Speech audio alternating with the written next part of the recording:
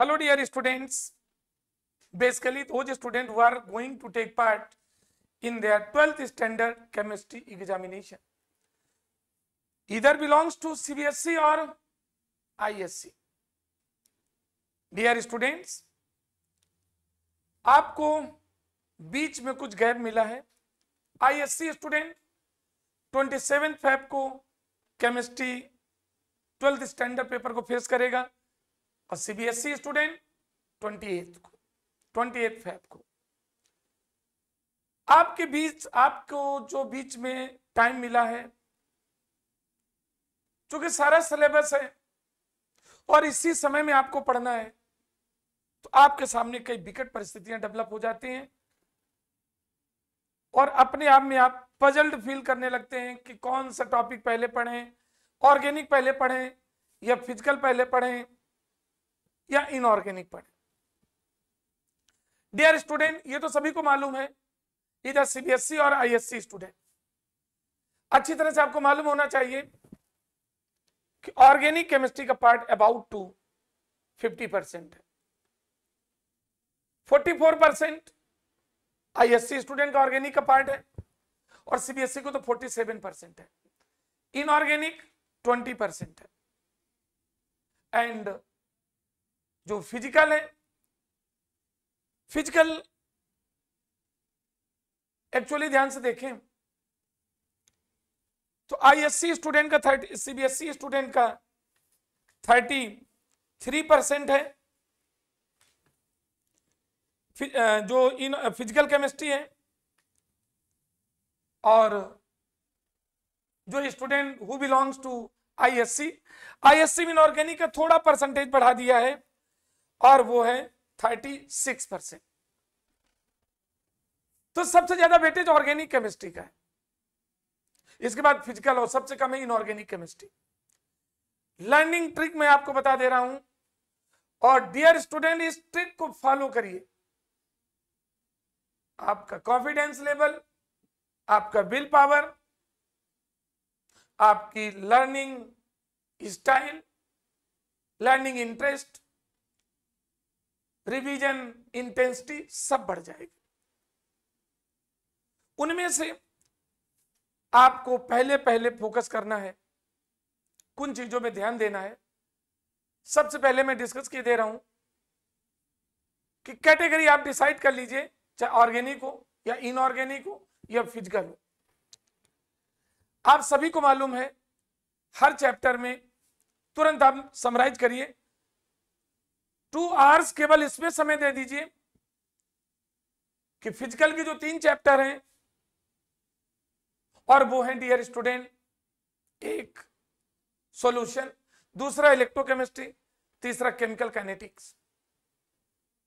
इनमें कौन easy topic है, कौन एवरेज है और कौन कॉम्प्लिकेटेड है. तुरंत पहले 2 आवर्स में 2 आवर्स दे करके यही डिसाइड कर लीजिए. फिर 1 आवर्स दीजिए आप किसमें, इनऑर्गेनिक केमिस्ट्री में. और इनऑर्गेनिक केमिस्ट्री में आप 2 चैप्टर आपको फेस करना है, बोथ द बोर्ड स्टूडेंट्स को, D and F block element, और next is the coordination chemistry. D and F block elements में भी कैटेगरी डिसाइड कर लीजिए, कौन एवरेज है, कौन इजी है और कौन कॉम्प्लिकेटेड है. उनको सबसे पहले हाईलाइट कर लीजिए. इसी तरह ऑर्गेनिक केमिस्ट्री में भी, ऑर्गेनिक केमिस्ट्री में halo alkane, hello arene, alcohol, phenol, ether, aldehyde, ketone and carboxylic acid, amine and biomolecules, ये चैप्टर्स है. और इन चैप्टर में भी आप हर चैप्टर में जाकर तीनों कैटेगरी तुरंत डिसाइड करिए. 2 आवर्स समय इसके लिए भी दे दीजिए. पहले इजी, देन एवरेज और देन कॉम्प्लिकेटेड. और इनको जानने के बाद डेली जो वर्किंग शेड्यूल है उसमें आपकी जो पहले कैटेगरी थी इजी टॉपिक्स, इजी टॉपिक्स हैं, उन इजी टॉपिक से रिलेटेड जो न्यूमेरिकल्स हैं, उन इजी टॉपिक से रिलेटेड जो थ्योरिकल क्वेश्चंस हैं, वो इजी टॉपिक से रिलेटेड जितने भी, चाहे वो सर्सन रीजन हो या एमसीक्यू हो, कुछ भी बने, केस बेस्ड हो, कुछ भी हो, जितने इजी टॉपिक्स हैं उन इजी टॉपिक्स को आप उन सभी को एक बार नजर दौड़ाना है, वन टाइम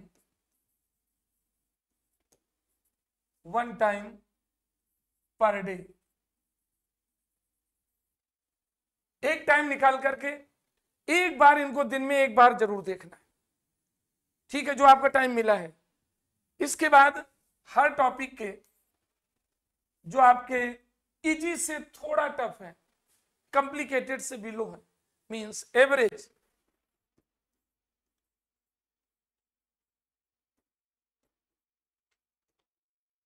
एवरेज टॉपिक जिससे रिलेटेड क्वेश्चन आ जाते तो आप कहते हैं मॉडरेट क्वेश्चन। मॉडरेट ना तो उनको हम इजी में काउंट कर सकते हैं और ना ही कॉम्प्लिकेटेड में काउंट कर सकते हैं। डियर स्टूडेंट, ऐसे टॉपिक्स के आपको 2 टाइम्स, ये तो 1 टाइम था, 2 टाइम्स पर डे, जो आपके डेज, जो आपके आवर्स, जो टाइम बचा है 2 टाइम्स उनको सभी को देखना है, 2 टाइम्स 100% आपको देखना ही है, इसमें कोई आप कंप्रोमाइज नहीं करना चाहिए। और सी कैटेगरी में जो कॉम्प्लिकेटेड टॉपिक है,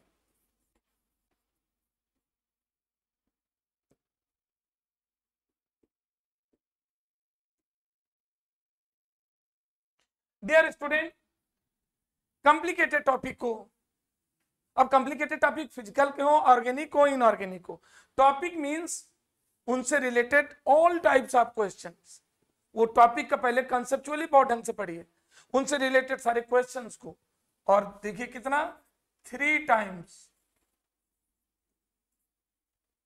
पर डे। ये तो पहले आप जो क्राइटेरिया बना लीजिए, और आपको यदि पूछना है कि सर ये कैसे, तो आपसे बेहतर कोई नहीं जान सकता है कि आपके इस चैप्टर में कौन से इजी नजर आते हैं। 2 आवर्स इसको डिसाइड करने में लगा दीजिए, 1 आवर इसको डिसाइड करने में लगा दीजिए, और 2 आवर्स ऑर्गेनिक के, 2 आवर्स, 1 आवर्स, 2 आवर्स, यानी टोटल इसको एनालिसिस करने में आपको 5 आवर्स समय लग जाएगा। और इसके बाद इनको रिवीजन में शुरू कर दीजिए जबरदस्त तरीके से, टॉपिक प्लस उससे रिलेटेड क्वेश्चंस। और अब सबसे पहले मैं डिस्कस कर रहा हूं अबाउट कैसे रिवीजन करें, about physical chemistry. Dear student, इस फिजिकल केमिस्ट्री में नो डाउट आपको 3 चैप्टर्स पढ़ना है। एक है सॉल्यूशन, दूसरा है इलेक्ट्रोकेमिस्ट्री,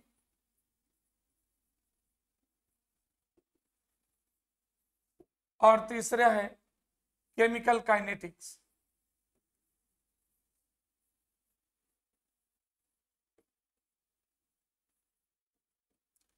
ये है topic, solution, electrochemistry, chemical, 3 chapter है।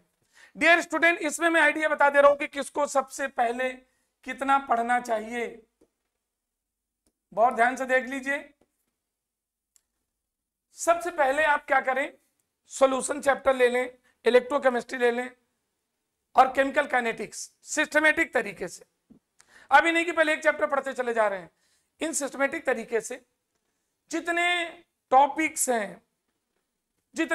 हैं, यानी सॉल्यूशन में क्वालिटेटिव प्रॉपर्टीज जितनी हो गई, elevation in boiling point, depression in freezing point, osmotic pressure and lowering in vapour pressure, और सारी strength, Raoult's law for lowering in vapour pressure, Raoult's law for volatile liquid mixer, clear, abnormal solution and normal solution, इनसे related जितने फार्मूले उनको लिख डालिए, जितने chemical mathematical expression है ना, जो केमिकल जो फार्मूला बनता है, जैसे osmotic pressure pi equal to n/v × RT, तो इनके सारे फार्मूला सारे एक तरफ देखते चले जाइए। क्लियर? तो जितने ये टॉपिक्स मैंने नाम दिलाया इस चैप्टर में सॉल्यूशन में, उनके एक बार देखते हुए उनके सारे फार्मूलाज को एक पेज में लिख लीजिए और हर टॉपिक से रिलेटेड कम से कम 2 या 3 न्यूमेरिकल हर टॉपिक का कर लीजिए। वो 3 न्यूमेरिकल ऐसे हों जो सारे, और वो 3 न्यूमेरिकल क्या है बेटा, आपको इधर उधर नहीं कि सैंपल पेपर ही करते चले जाएं। ये मत गलती करना कि सैंपल पेपर पढ़ रहे थे, इसी वेबसाइट से क्वेश्चन डाउनलोड करके पढ़ रहे थे। No, NCERT intext example exercise. तो एनसीईआरटी के जो नोट्स मैंने आपने बनाया है उनमें हर कैटेगरी के पढ़ते हुए जो टॉपिक मैंने डिस्कस किया उन टॉपिक से फार्मूला लिख लीजिए जो मैथमेटिकल एक्सप्रेशन होते थे, और हर एक से रिलेटेड 2 या 3 न्यूमेरिकल कर लीजिए। वो न्यूमेरिकल आपको बेहतर मालूम है, ये कॉम्प्लिकेटेड है और ये इजी है, रिलेटेड टू एनसीईआरटी कॉन्सेप्ट। इसी तरह से और सॉल्यूशन में आप ध्यान रखना, abnormal solution, want of factor, उसमें एसोसिएशन और डिसोसिएशन से रिलेटेड न्यूमेरिकल बहुत ज्यादा ध्यान देना। ठीक है, एक कैटेगरी ये भी आपको ध्यान रखना है, जो किसी का मोल फ्रैक्शन निकालना है, परसेंटेज कंपोजिशन निकालना है in liquid state as well as percentage composition in vapour state, इससे रिलेटेड न्यूमेरिकल में फोकस करना है। ठीक है, इस तरह जब इलेक्ट्रोकेमिस्ट्री में पहुंचेंगे तो इलेक्ट्रोकेमिस्ट्री में आपको बहुत अच्छी तरह से ध्यान देना है क्या, उन टॉपिक को जैसे फैराडेज इलेक्ट्रोलिसिस से related, Faraday's first law, Faraday's second law, Nernst equation, molar conductivity, limiting molar conductivity, Kohlrausch's law, आप समझ रहे हैं ना इनको, और ये कंडक्टेंस, रेजिस्टेंस, रेजिस्टिविटी, इनसे रिलेटेड जो फार्मूलेज हैं, जो मैथमेटिकल एक्सप्रेशन है, जो मेन फार्मूले बनते हैं कैलकुलेशन न्यूमेरिकल के लिए, इनको पढ़ने के साथ उनको लिख लीजिए, लिख करके प्रैक्टिस करिए। ठीक है, और हर एक से रिलेटेड 2-2 न्यूमेरिकल जरूर कर लीजिए। वो आप इंटेक्स से ले सकते हैं, एनसीईआरटी एक्सरसाइज से ले सकते हैं, या अदर किसी बुक से ले सकते हैं, लेकिन वो टॉपिक पढ़े उससे रिलेटेड 2 न्यूमेरिकल आप जरूर करें। ठीक है, जितना मैंने टॉपिक डिस्कस किया अभी। और आपको खास ध्यान देना है सेल्स, केमिकल सेल्स पढ़ते हैं जो, चाहे प्राइमरी हो या सेकेंडरी हो या गैल्वेनिक सेल हो।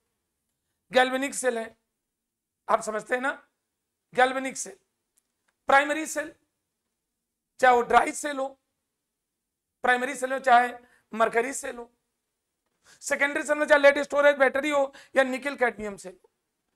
इनमें आप पूरा ज्यादा नहीं पढ़ना है, आप एनोड ग्रुप में किसे यूज कर रहे हैं, कैथोड ग्रुप में किसे यूज किया जा रहा है, एनोड पर होने वाली ऑक्सीडेशन रिएक्शन, कैथोड पर होने वाली रिडक्शन रिएक्शन, ओवरऑल रिएक्शन दोनों को जोड़ करके इनका खुद का सेल पोटेंशियल क्या होता है और देयर एप्लीकेशन।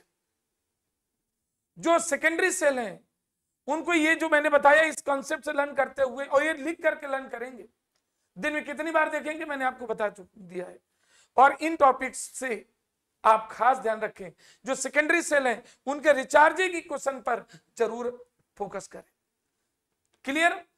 और जो आपका रस्टिंग एग्जांपल जो कोरोजन का रस्टिंग ऑफ आयरन, उसमें एनोड पर कैथोड पर इन्फ्लुएंसिंग फैक्टर, ओवरऑल रिएक्शन।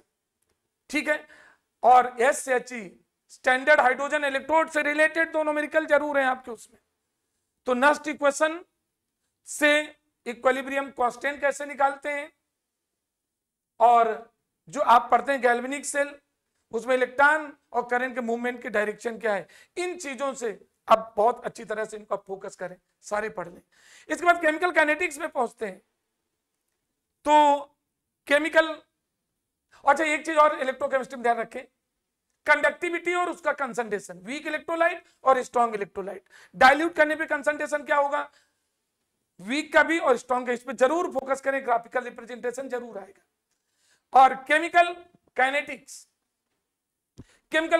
में आपको शुरू से ये जितने भी टॉपिक्स हैं, जैसे सबसे यदि हम फोकस करें order of reaction, 0 order reaction, first order reaction, तो 0 ऑर्डर फर्स्ट ऑर्डर रिएक्शन या order of reaction, 0 order first order की काइनेटिक इक्वेशन, उनका ग्राफिकल रिप्रेजेंटेशन, और काइनेटिक इक्वेशन किसके टर्म्स में, हाफ लाइफ पीरियड के टर्म्स में काइनेटिक इक्वेशन।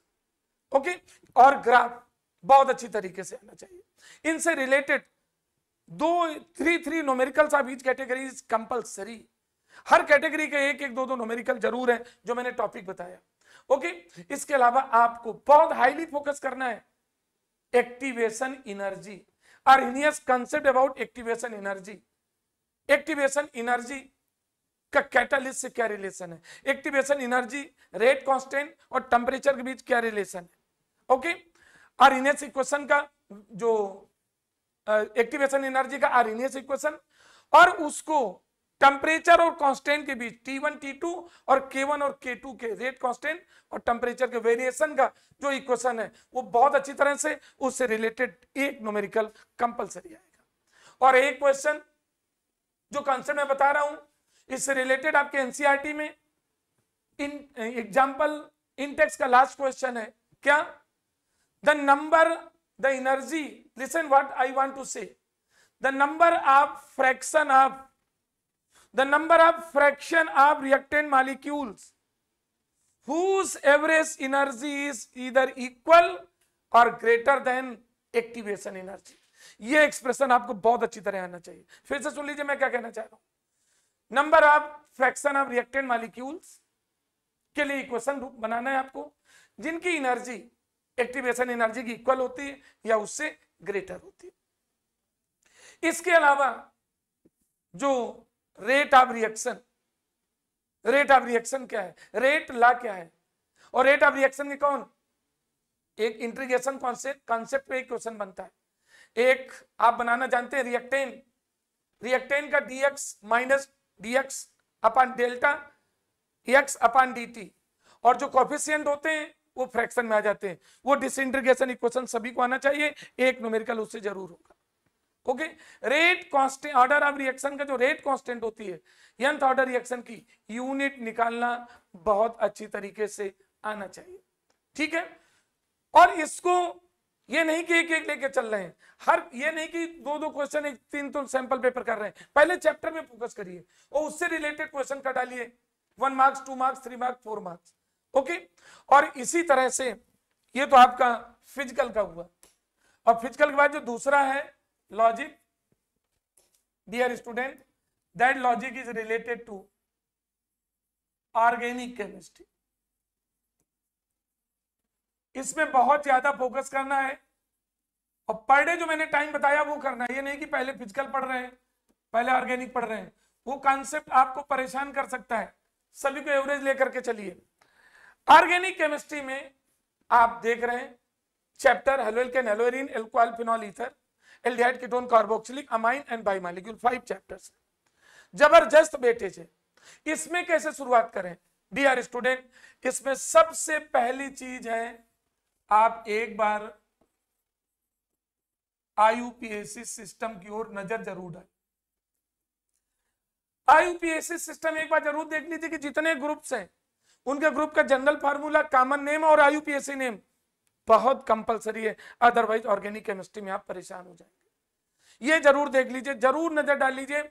और इसके पहले आपको थोड़ा सा ध्यान दे देना है क्या, रिएक्शन मैकेनिज्म में कमांड रखने के लिए inductive effect, electromeric effect, inductive effect, electromeric effect, resonance और हाइड्रोजन बॉन्डिंग। फिर से सुन लीजिए मैं क्या कह रहा हूं, inductive effect, electromeric effect, hyperconjugation, steric hindrance, resonance and hydrogen bonding. ये कॉमन वे पे आपको देख लेना जीओसी से, क्योंकि इनका यूज है ऑर्गेनिक केमिस्ट्री में। तो ये जानने के बाद जीओसी का पार्ट जो मैंने बताया वो देख लीजिए। जीओसी से क्या देख लेंगे 11 से, फिर मैं बता रहा हूं inductive effect, electromeric effect, hyperconjugation, steric hindrance, resonance, hydrogen bonding. दूसरा आपको ध्यान देना है preparation process and chemical properties. Dear student, जो जिन चैप्टर में हेलो एल्केन हो या हेलो एरीन हो या एल्कोहल हो या फिनॉल हो या एल्डिहाइड है या कीटोन है या अमाइन है या बाइमॉलिक्यूल में, जो जैसे बाइमॉलिक्यूल में ग्लूकोज है, इनकी प्रिपरेशन प्रोसेस और केमिकल प्रॉपर्टी ना पूरी तो कम से कम 7 टू ईच 7 केमिकल प्रॉपर्टीज और कम से कम 3 प्रिपरेशन प्रोसेस हर हालत में तैयार कर लीजिए। और तीसरी बात, इसके बाद आप ध्यान देंगे बहुत अच्छी तरह से फोकस करके रिएक्शन मैकेनिज्म। और रिएक्शन मैकेनिज्म लिमिटेड है, बहुत ज्यादा हर रिएक्शन में नहीं जाना है। Cannizzaro reaction, Friedel craft reaction, समझ रहे ना मेरी बात? Friedel craft reaction, Cannizzaro reaction, dehydration of alcohol, esterification reaction, इनकी रिएक्शन मैकेनिज्म आपको बहुत अच्छी तरह से आना चाहिए। अदर रिएक्शन की भी मैकेनिज्म देख सकते हैं। और फोर्थ टॉपिक है इंटर कन्वर्जन।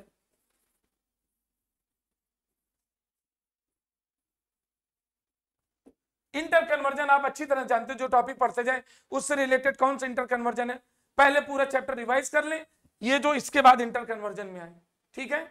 और लास्ट जो आपका बचता है reasoning, reasoning and word problem.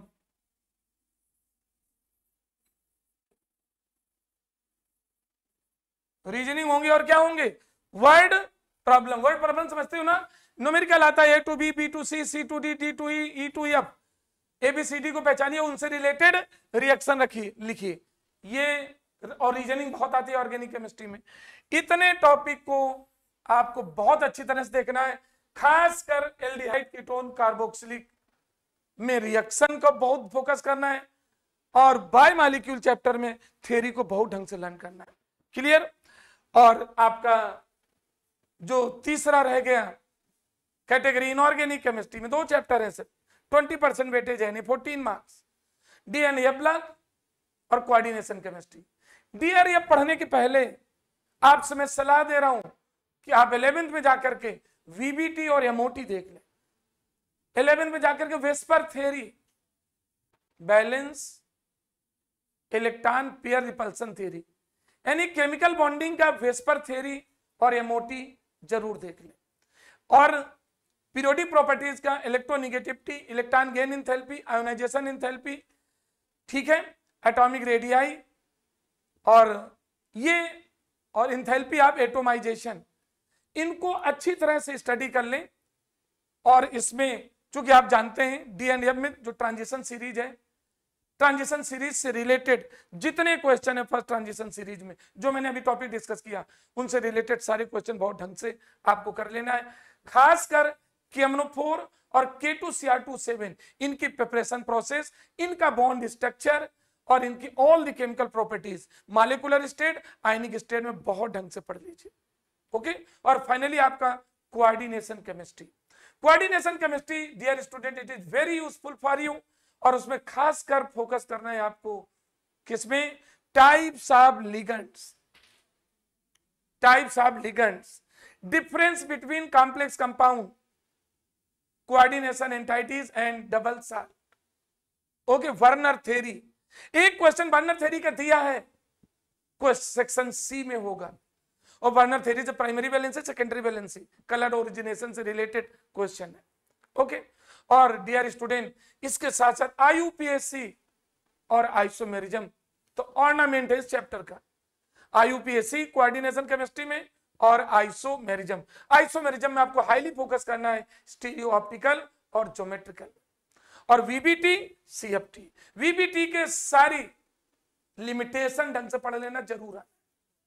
और सीएफटी क्रिस्टल फील्ड थ्योरी में ऑक्टाहेड्रल के लिए और टेट्राहेड्रल के लिए इलेक्ट्रॉनिक कॉन्फ़िगरेशन कैसे करेंगे, कलर ओरिजिनेशन कहां से होता है, वे सीएफटी से कलर ओरिजिनेशन, स्पेक्ट्रोकेमिकल सीरीज भूल न जाना, कलर ओरिजिनेशन कैसे होगा, स्पेक्ट्रोकेमिकल सीरीज कैसे लर्न करना है, और आपको ध्यान देना है स्टेबिलिटी ऑफ कोऑर्डिनेशन एंटाइटीज। एक क्वेश्चन आपके 3 मार्क्स में है, किसमें, मेटल कार्बोनिल कंपाउंड, जिनमें लिगेंड्स ग्रुप में कार्बोनिल कंपाउंड को यूज किया जाता है। डियर स्टूडेंट, इस कॉन्सेप्ट से आप लिमिटेड टाइम जो दिया है की फैक्टर बना करके और बहुत ढंग से तैयारी कर लीजिए। किसी स्टूडेंट को कोई प्रॉब्लम होती है, you can directly contact to me. Okay, thank you, best of luck.